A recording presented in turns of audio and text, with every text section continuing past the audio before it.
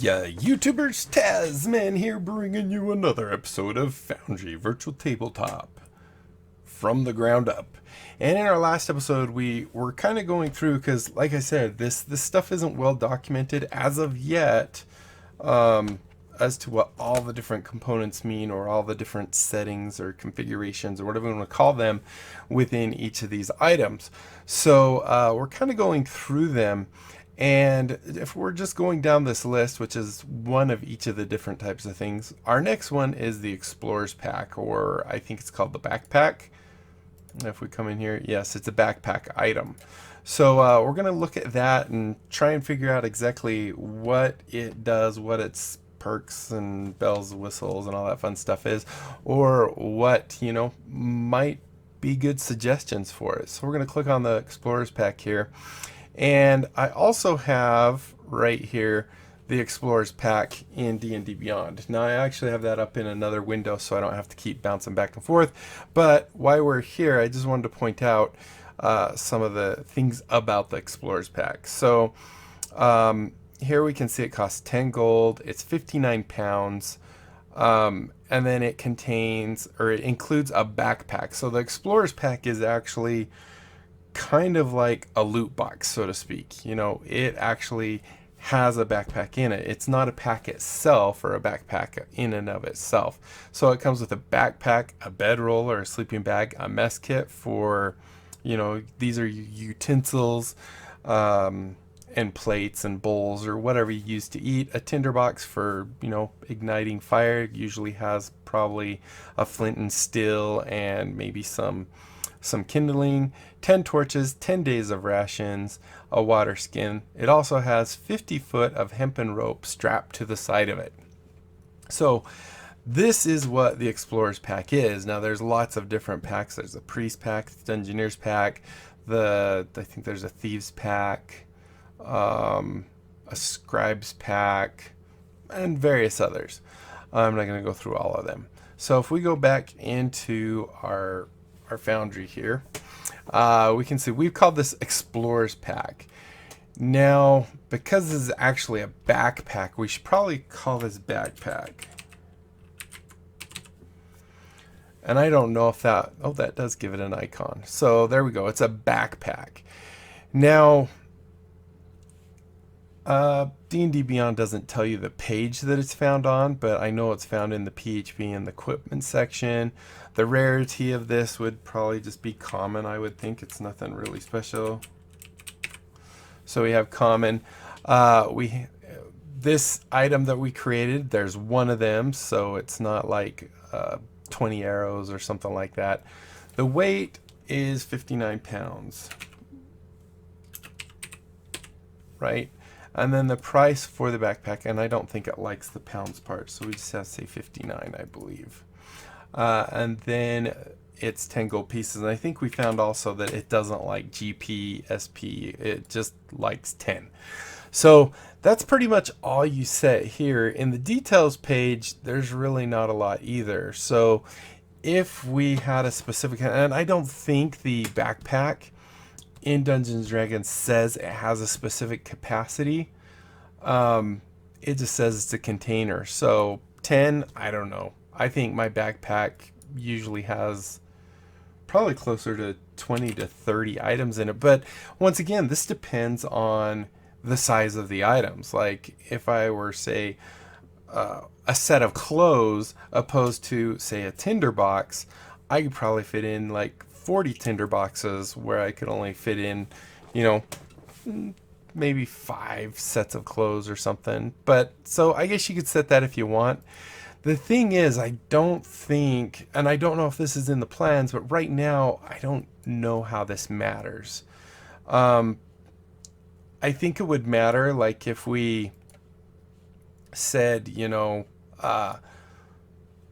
whether or not, what items are actually in it. So the way I look at this is kind of like in Fantasy Grounds. you have items like this that's a backpack, and you drag it to your character sheet, and it instantly populates with all these contents in your character sheet. It doesn't actually add an explorer's pack, but it contains, or when you drag it to your character sheet, it automatically creates items for backpack, bedroll, mess kit, tinderbox, 10 torches, 10 days of rations, water skin, and 50 foot of hempen rope.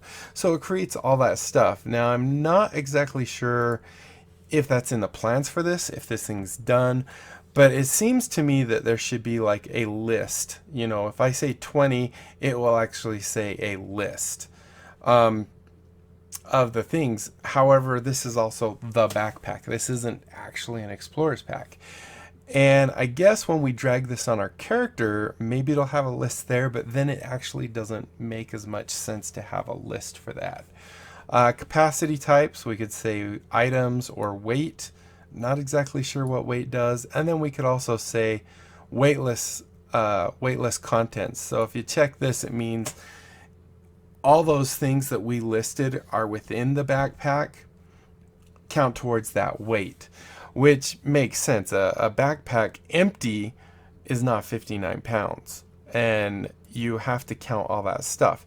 Now we could come into here and we could actually add a list of all the different things that are in there. We could maybe do a bullet list and say, well, this is the backpack. This isn't the, yeah, I'm just not sure. Because obviously, well, yeah, so we wouldn't type a backpack. But we could say the other things that we're containing in our backpack. However, the backpack, in essence, is our inventory. The only way this becomes really relevant is like in Fantasy Grounds, you switch a backpack that you're carrying to not carried, and it no longer works towards your weight limit. So I'm not 100% sure, but like, I guess I really don't think it makes much sense to put bedroll, mess kit, tinderbox in this backpack, because and we can look at this. Let's actually go look at this and see what it does. If we just close you out real quick. So if we go back in there, okay, so it remembers that stuff. So if we go add, say, a backpack to our character. Oh, whoops. Well, there's our character. If we add a backpack to our character, I'm sure it's going to go, well, here's the Explorer's Pack. We did that before, didn't we? So let's add the backpack to our character. And I would just think it falls, because containers is probably our backpack. I mean, if we add this in here, it adds it here. However, once again, I mean, there's the little dot I put in there. But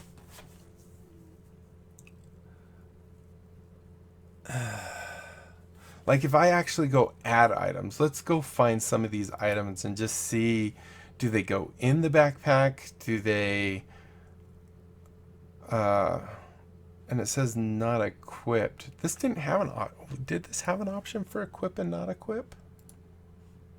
No. So how on earth do you equip it? Backpack. Can I change you? Right click you. Hello?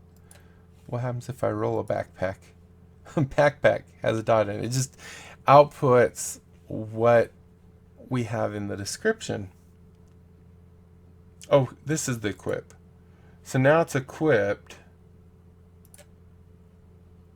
But oh, so what I want to see is like if we add some of these items, D&D Beyond items, I just need the SRD items.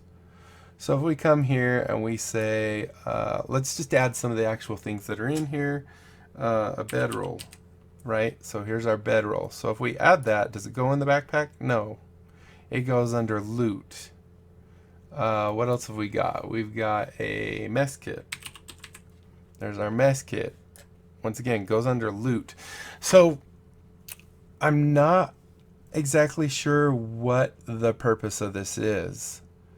And personally, in its current state, I mean, like I said, it'd be really cool if, you know, when you drag this over and it had components in it, it would actually automatically add it to loot, kind of like Fantasy Grounds.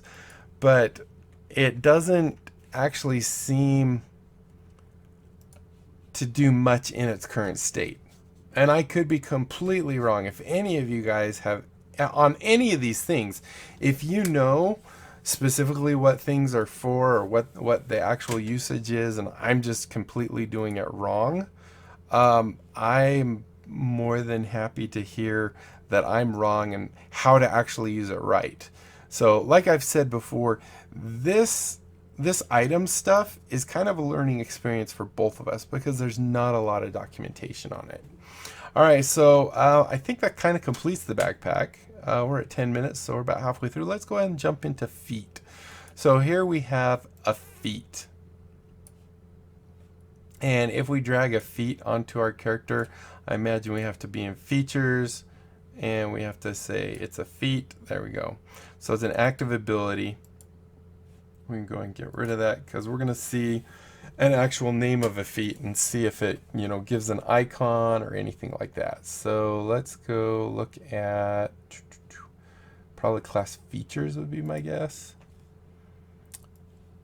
So let's call it action surge and see if it does anything, or maybe, I don't know. Let's just do action surge. Whoops, wrong one. So we come in here, do our feat. We say ACTION SURGE and see if it gives it an icon. It sure does. So it does recognize, once again, still that. Now let's just go look at what they've done for the feat here versus us.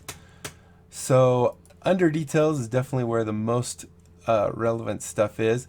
If we go read about action surge, which is for a fighter, starting 7th level, you can push yourself beyond your normal limits for a moment. On your turn, you can take one additional action on top of your regular action. So you get basically 2 actions, 3 actions if you count the movement as an action, plus your bonus action, a possible bonus action. Once you use this feature, you must finish a short or long rest before you can use it again. Starting at 17th level, you can use it twice before a rest. So this allows you to use it twice before a rest once you have 17. Foundry note.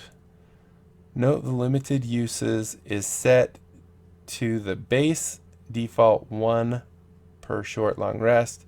Please manually adjust it as required. So that's for, I guess, the 17. Is that where the double star is? I don't even see a double star. Maybe that's just saying it's a note. So if we come in here and look at it, we can see activation cost is nothing. So it doesn't actually take an action or anything special to activate it. Activation condition, this would be whatever condition is. I would believe this is pretty much just a information field. Target is self, because you target yourself to do the action surge. You can't give it to someone else. This is probably the distance. So if it were something that you needed to target that was within 5 feet, then you would say 5 and say feet, and then you would change this probably to target or ally or whatever it would be. Range looks like it's all just the default. It's just you, so no real range. Duration, I'm not sure why it's set to 0, but this is where you could set it days, hours, blah, blah, blah. Limited uses. So this is where they were talking that its default state gives you a 1 of 1. So if we say 1 of 1, that means we get 1 use. Now if we change this to 2, this means we've burnt 1, and we get to use it 2 times. And it refreshes or resets on a short or long rest. So if you're taking a long rest, it includes a short rest. Let's go ahead and just change it back to 1. Resource consumption. There is no resource consumption. This would be, is it ammunition, an attribute? I'm not sure how an attribute gets consumed. Item uses, materials. So this might be something with charges. This might be, if it's a regent for a spell or something, I would imagine. And I imagine this guy populates based off of what you do here. So far, no. Totally no. Item usage, no. And the answer is no. So I'm not sure what this field is, and nor am I sure then what this field is. Recharge on 0. So this would allow it to recharge if you roll a 1d6. I think this is one of those things where, you know, you might roll a 1d6, and if you roll a 6, it recharges. This does not do that, so let's go ahead and set that to 0. And that's it. Action type. We have what type of action it is. This isn't necessarily an attack or a heal. This is just something on yourself, so it doesn't actually have anything. So there we go with that. Looks like it's on PHP. The Player's Handbook, page 72. We could add that. Requirements is you need to at least be Fighter 2.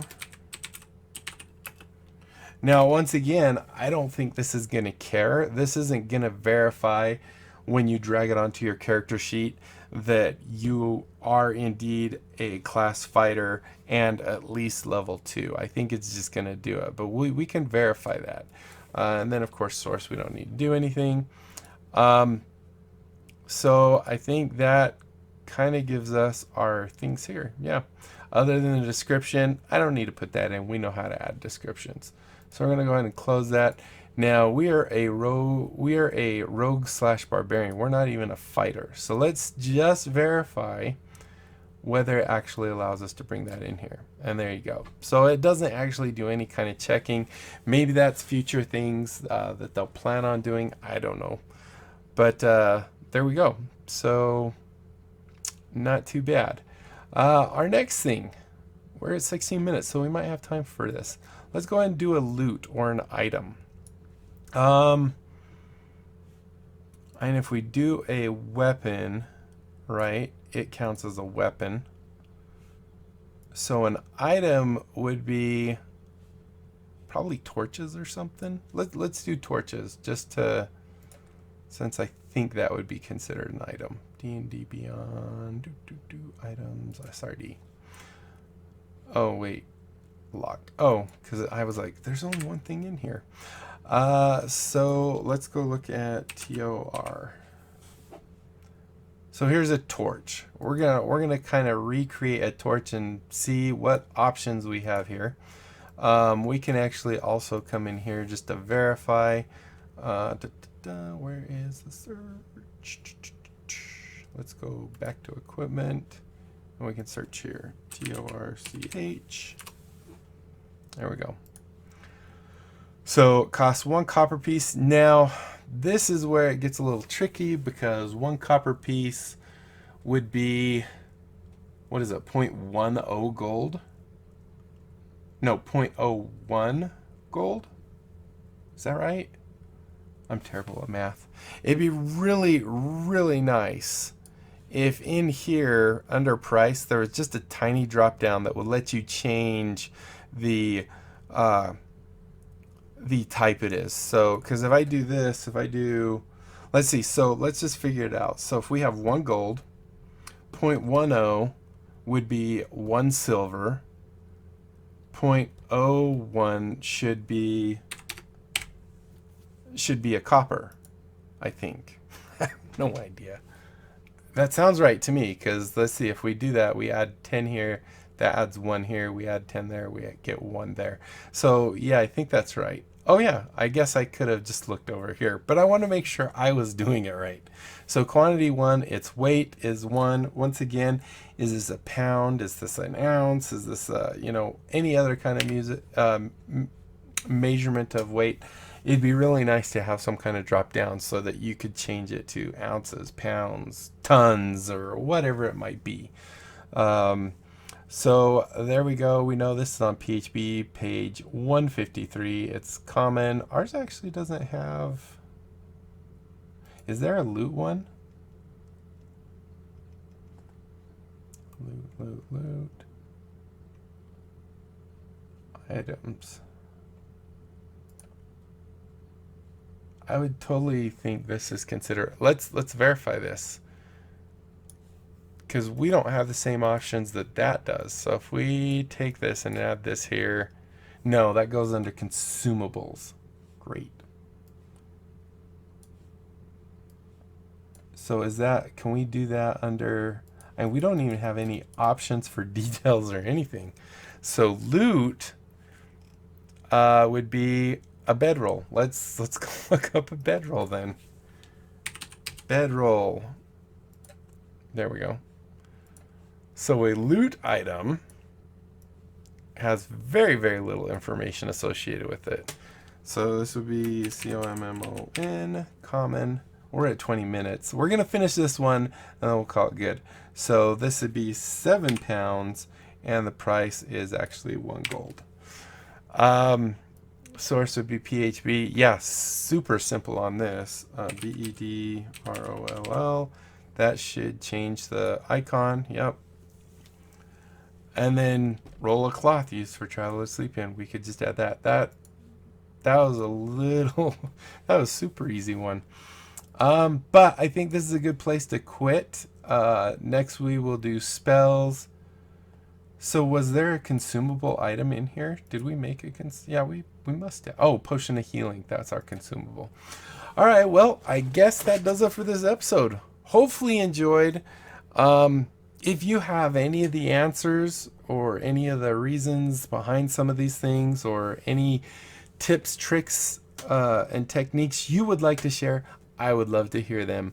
So if you enjoyed the video, be sure to leave a thumbs up down below. Aside from that, comment, like, and subscribe. Follow me on Twitter. Check out my Discord and my other channels. And until next time, I'll be seeing you later. Bye.